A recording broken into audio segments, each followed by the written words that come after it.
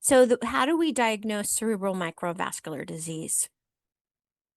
So recall that oftentimes it's an incidental finding on imaging and that people may not even notice in themselves that they have symptoms, and that in demyelinating conditions of the central nervous system, we will generally see symptoms much earlier than anything will show up on imaging. However, for small vessel disease, we're not looking at the central nervous system. We're looking at the vascular system. And so we see changes earlier in the vascular system than we see symptoms very commonly. So, what is red is something that's called flare, which is a marker for microvascular degeneration. And doctors may say, "Oh yeah, you will have the normal amount. Don't worry about it. I'm not worried about that. It's just mild." And so we know that because cerebral small vessel disease is progressive when not attended to, that it shouldn't be reassuring to know that we have something that is the normal amount for someone our age. The preferred diagnostics are MRI, T2 weighting, and that will show up the changes best. It's more specific and sensitive than a CAT scan. And the flare abnormality means fluid attenuated inversion recovery, and it represents fluid that's outside of the bounds of the vessel.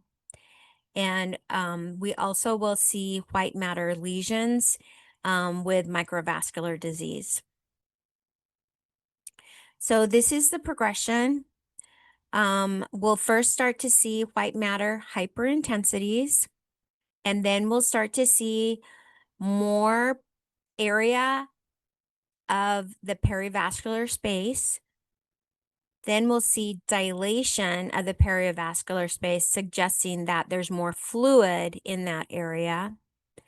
And then we're going to see little lakes, which are lacunar infarcts, which means little strokes in those little lakes, cutting off the brain ability to function there.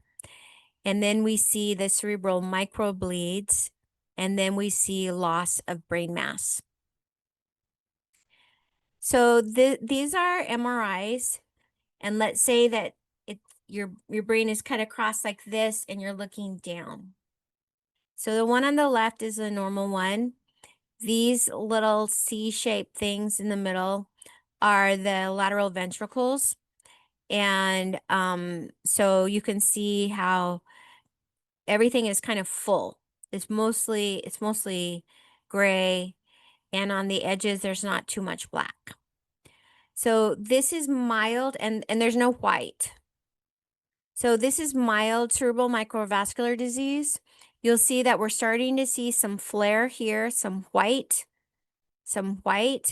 These are the little micro infarcts. And we're starting to see a little bit of loss of brain mass. In the moderate, there's just more white, hyperintensities. And then we're seeing more loss of brain mass. And then in the severe, there's a lot of white and there's a lot of loss of brain mass. So we want to stop it as early as we can. We want to slow it, or we want to reverse it. Whatever we can do, we don't want to end up over here.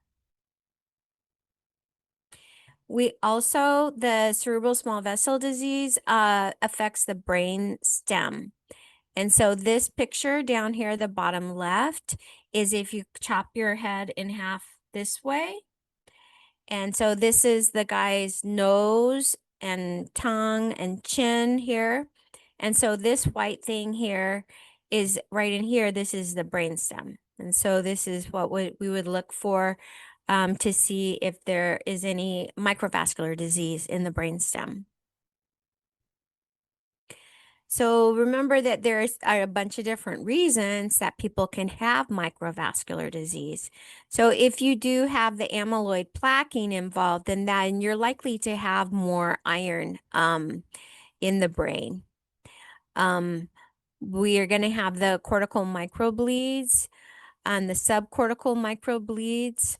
This is the hypertensive cause of the cerebral microvascular disease. Here are the lacunas and more microbleeds, the white matter hyperintensities that we saw on the MRI, and then the increase in the perivascular spaces.